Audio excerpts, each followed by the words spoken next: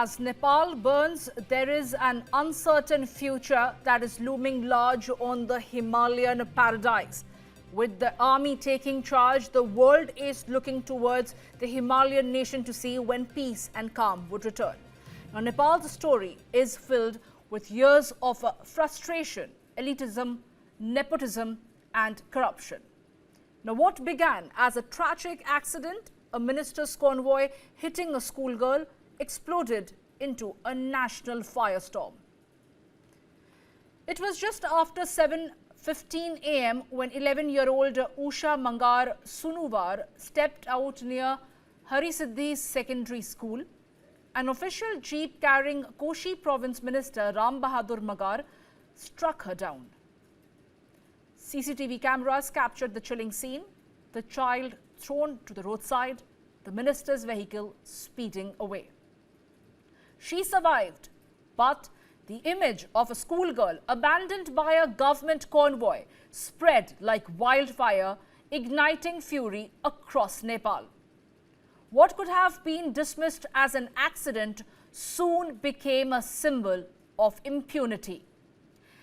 Then came the ousted Prime Minister's words. KP Sharma Oli called it a normal accident, offering only to cover medical bills. 4 million of Nepalese, it was the final straw. On the streets, the rage was unmistakable. Protesters roared that the incident was not just a mere accident, but a loud message that people of Nepal don't matter. The spark fell on a bed of a long simmering frustration. Nepal's youth face one of the South Asia's highest unemployment rates, to the tune of 20.8% among 15 to 24-year-olds in 2024. With jobs scarce, hundreds of thousands migrate each year to the Gulf and Malaysia. Those stay behind face soaring inflation, stalled projects, and politics that feels rigged against them. Over a third of Nepal's GDP, 33.1%, now comes from remittances. Ministers' sons, daughters, and nephews secure plum posts, while ordinary citizens are left fighting for scraps. The protests were bound to erupt. The September 6th accident and the sweeping social media ban became the last triggers. From one injured schoolgirl to thousands on the streets, Nepal's crisis is no longer about a single incident. It is about a generation's demand to be seen, heard, and respected.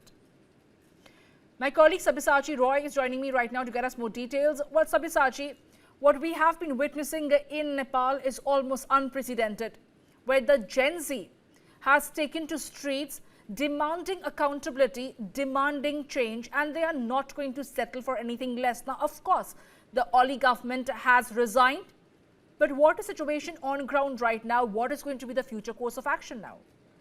Well, that's right. See, if you, the people of Nepal have been suffering from a very long time, and the CCTV video, which has been widely circulated, had angered a lot of people in Nepal, and all of them were completely frustrated with KP Sharma Oli's government. In fact, this particular accident was the last straw for the Nepalis, and in fact, from the very beginning, they have been continuously protesting against joblessness, against nepotism, against corruption in the state of Nepal. And when this accident happened, when a minister's vehicle had hit a minor, and at that particular time the minister didn't even bother to stop his vehicle, and that has angered a lot of Nepalis out there.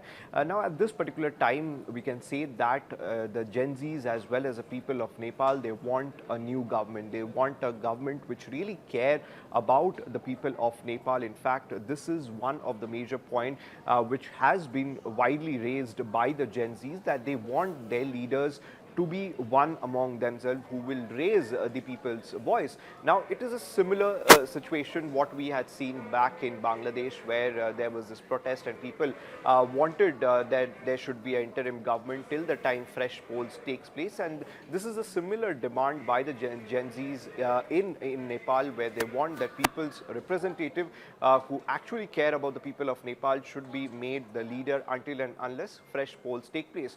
But the fresh polls is one of the top demand with the Gen Zs have made, and they are not going to negotiate with it. They want fresh polls, and till the time they want an interim government, and one should be representative from within the people itself. So that has been the demand of the Gen Zs. In fact, time and again we had seen that the corruption, the nepotism, as well as the joblessness has taken over Nepal. There has been continuous protest. People have taken to the street to show their frustration, and this particular incident that happened on 6th of September, the Nepali people had a lot of it, and that was probably the last straw. Absolutely, Sabyasachi, but it appears that there is a calm before the storm. It appears that all hasn't ended yet. The specific demands when it comes to no corruption, this essentially also tried to highlight the deep-seated corruption that the Oli government had gotten mired into. Whether it is jobs, whether it's inflation, whether it is ease of living or ease of doing business, these are the specific demands that the people, the Gen Z at large, have been protesting against. What are we to understand when the present government is going to take charge? The army has stepped in right now. Will these issues get addressed? What is going to be the way forward now? Well, absolutely. See, these issues are the top priority of the Gen Zs. In fact, the president have invited the Gen Zs for a one-on-one meeting to resolve the crisis in Nepal and address all the concerns that the Gen Zs has. In fact, at the time when the former PM of Nepal, KP Sharma Oli, had a telephonic conversation with the army chief asking his help to defuse the situation. And at that particular time, the army chief was very straight that he would only defuse the situation when KP Sharma Oli resigns from the post of the Prime Minister of Nepal.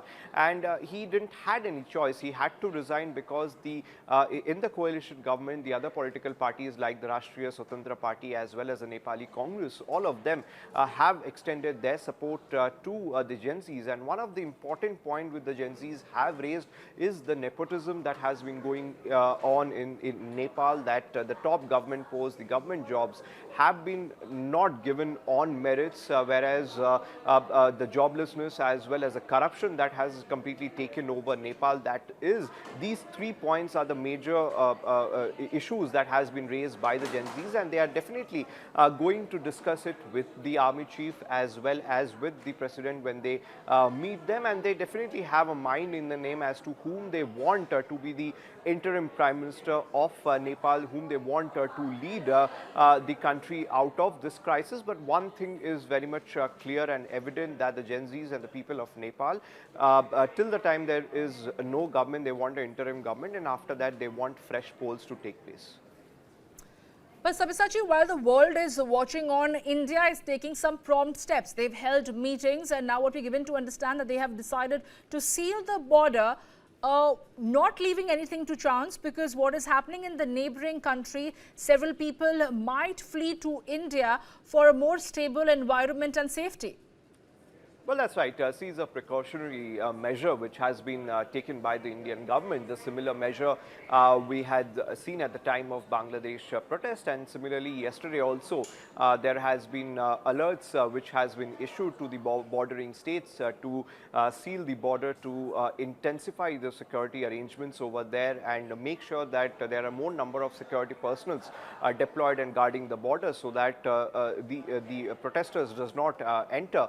Now, India is closely monitoring the situation. In fact, they have also issued an advisory to its citizens out there. In fact, yesterday there has been several Indian citizens who were stranded at the airport, at the Tribhuvan International Airport.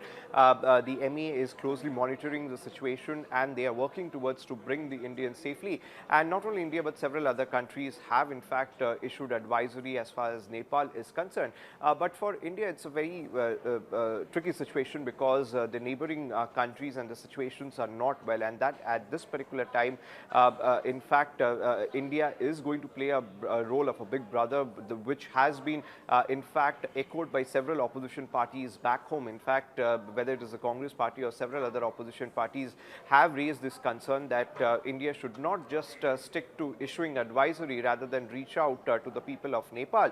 And even some of the member of parliaments from the opposition side had went ahead and said that similar situation can even happen in India. So because of the Nepal situation, the back home politics has also been heated up. But as far as the security and arrangements are concerned and securing the borders are concerned, that instruction has been issued at the time the protest intensified in Nepal.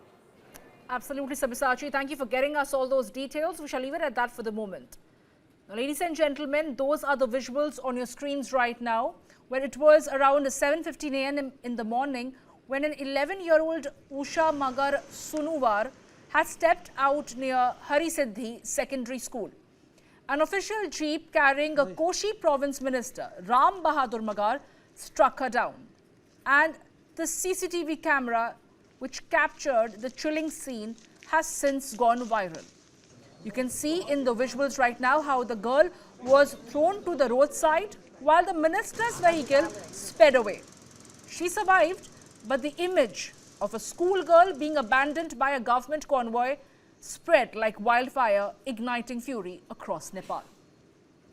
Now, what could have been dismissed as a stray accident soon became a symbol of impunity. But what's even more shocking, ladies and gentlemen, is the statement that came of the ousted Prime Minister KP Sharma Oli, who called it a normal accident and had only offered to assist medically with the medical examination and the medical bills. For millions of Nepalis, it was the final straw. And this particular incident had snowballed into what literally brought down the Himalayan paradise.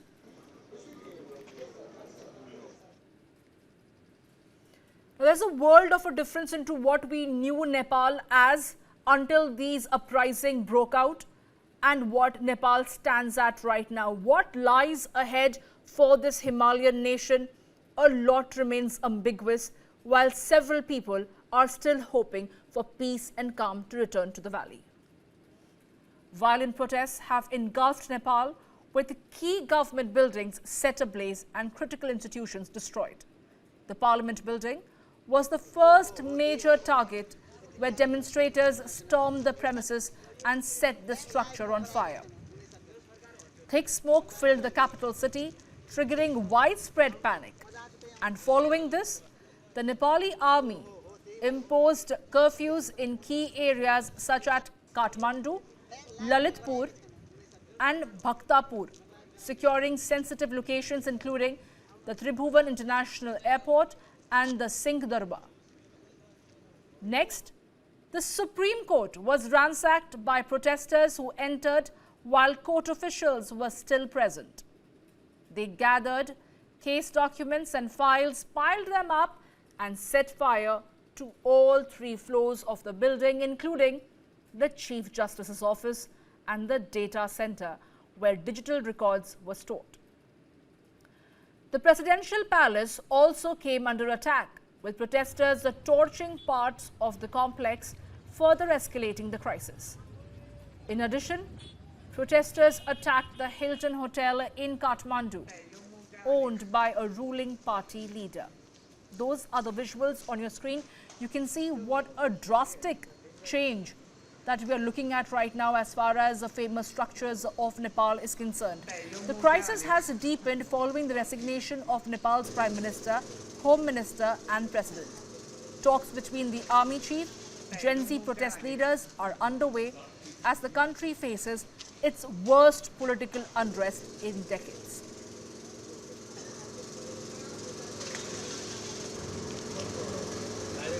The business center in Nepal, absolutely gutted, that once stood tall, had to bear the brunt of the Gen Z outpouring on the streets and the protest that erupted, that has shaken Nepal, and the structures have been changed for decades to come.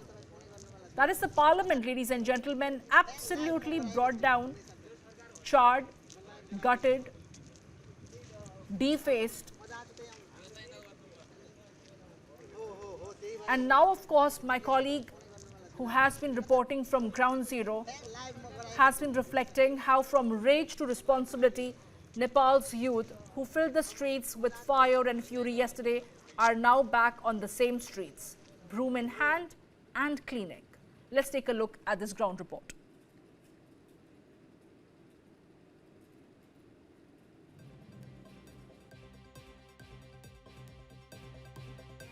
Nepal के इतिहास में कल जो कुछ भी हुआ और जो कुछ भी पूरी दुनिया ने देखा, उसके बाद अब रात 10 बजे सेना ने इस पूरे नेपाल को और काठमांडू को अपने कब्जे में ले लिया है। और हम इस वक्त नेपाल के राष्ट्रपति भवन के ठीक सामने, जिसे शीतल निवास कहते हैं, वहां पर खड़े हैं। और वहां भी देखिए सेना की तैनाती कर दी गई है। ये वही राष्ट्रपति भवन है जहां पर रामचंद्र पौड्याल रहते थे। और कल यहां पर भीड़ ने जबरदस्ती अंदर घुस के पूरे राष्ट्रपति भवन को आग के हवाले कर दिया। और उसके बाद अब सेना ने यहां पर मोर्चा संभाल लिया है। यहां पर राष्ट्रपति भवन के अंदर से सामान लाकर सड़कों पर इस तरह से जलाया गया, सामानों को लूटा गया और पूरे राष्ट्रपति भवन को आग के हवाले कर दिया। अब सेना ने इस पूरे राष्ट्रपति भवन को अपने कब्जे में ले लिया है। आप देख सकते हैं इस वक्त सेना बाहर खड़ी है और प्रेस पर्सनल्स के अलावा गेट तक भी किसी को जाने की इजाजत नहीं है। अंदर भी सेना काबिज है, बाहर भी सेना काबिज है।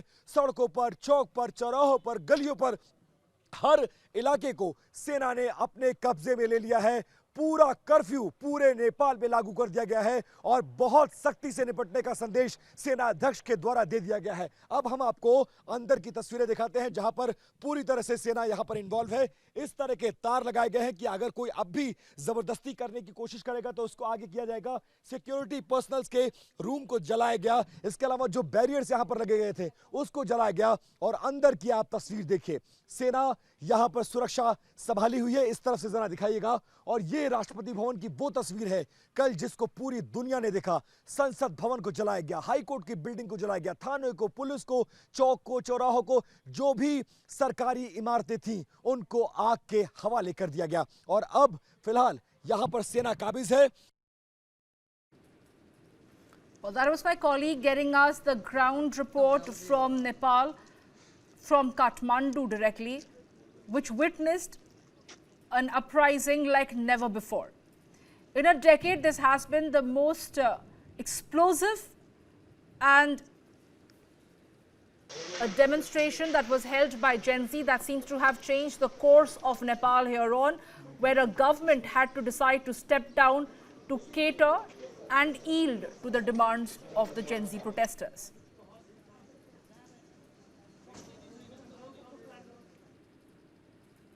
Now, India tightens border security, imposes restrictions across Indo-Nepal border amid tension in Kathmandu.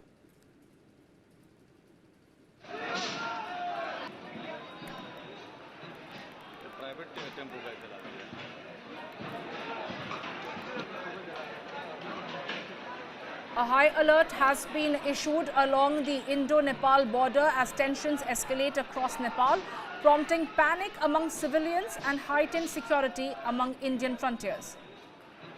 Top security officials are on ground for an urgent inspection. Ajay Nand, Additional Director General of the Counter-Insurgency Force, along with Manjeet Singh, Deputy Inspector General of the Saharashtra Seema Bal SSB, and the Praveen Prakash, Superintendent of Police Darjeeling, carried out border inspections earlier today. Sources say Indians are stranded or residing in Nepal have been returning in panic since morning, raising concerns about both internal security and the cross-border implications. The Inspector General of Police North Bengal, Rajesh Kumar Yadav, is monitoring the situation closely. Meanwhile, West Bengal Governor is expected to arrive at the Bagdogra airport shortly and will proceed to the Indo-Nepal border. He will assess the ground situation and submit a detailed report to the Ministry of External Affairs, focusing on both internal disturbances in Nepal and the broader diplomatic picture.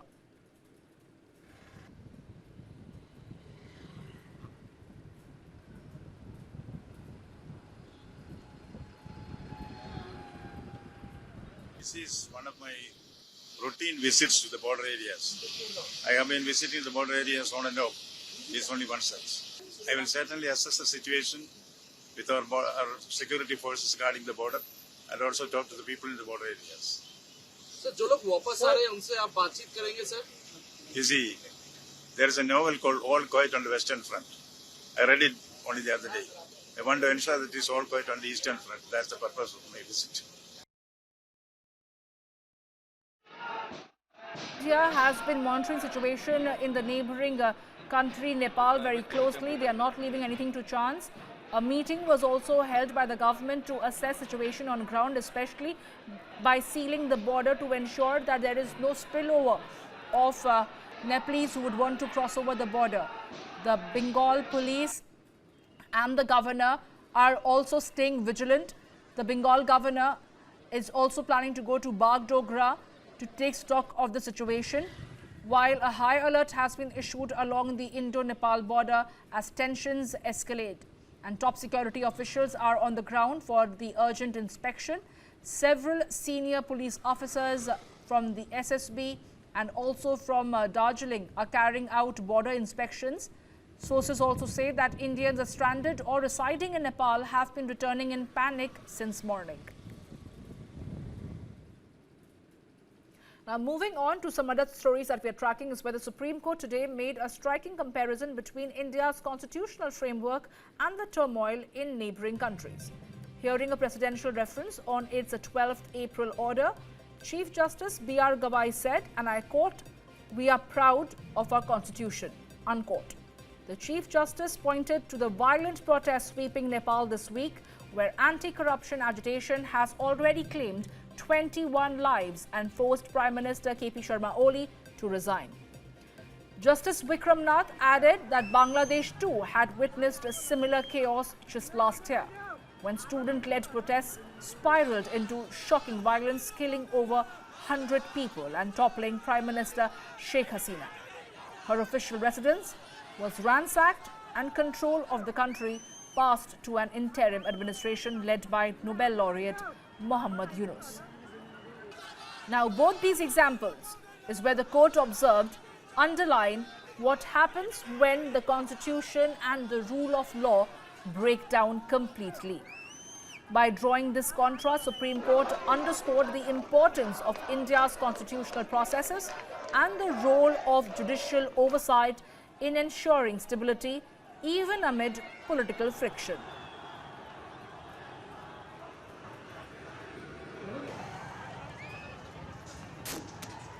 Given the situation brewing in Nepal, the Supreme Court had made a striking comparison between India's constitutional framework and the turmoil that is presently existing in the neighboring countries.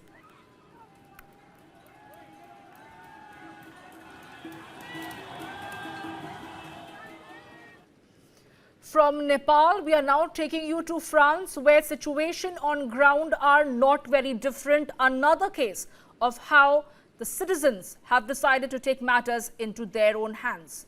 Protesters took to the streets across the country under the banner of "Block Everything."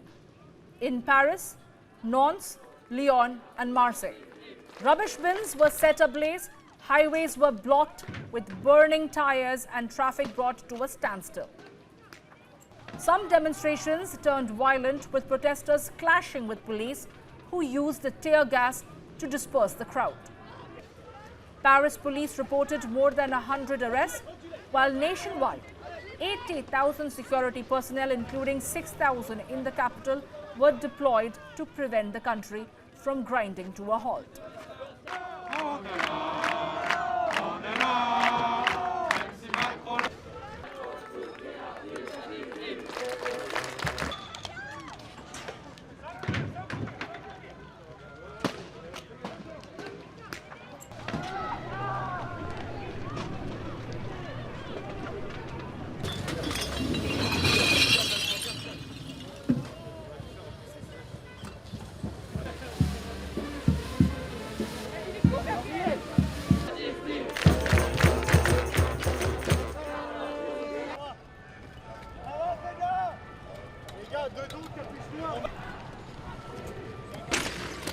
Now, the protests come at a moment of deep political turmoil.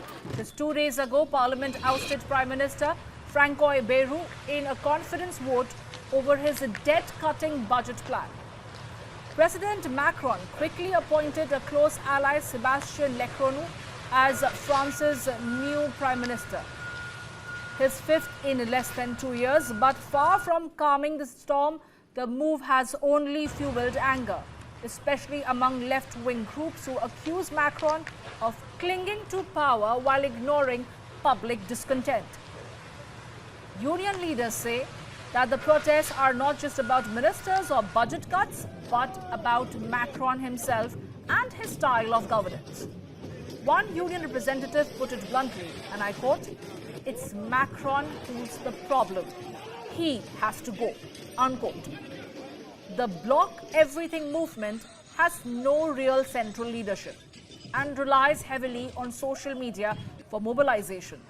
Initially sparked by right-wing groups earlier this year, it has since been embraced by left and far-left organizations. Its tactics, blocking roads, disrupting traffic and confronting police, are drawing a sharp comparison to the 2018 Yellow Vest protest, which shook Macron's presidency. Interior Minister Bruno Rataillot said about 1 lakh people were expected to join demonstrations nationwide. Already, the protests have disrupted highways, public transport, and even train services in Toulouse. For many French citizens, the unrest reflects a growing disillusionment with what they see as a discontented ruling elite, one that preaches austerity while everyday people grapple with inflation, job insecurity, and stagnant wages. As fires smolder on city streets and anger spreads online, the question now is whether this latest eruption of dissent will fizzle out, or would it ignite another prolonged crisis for Macron government.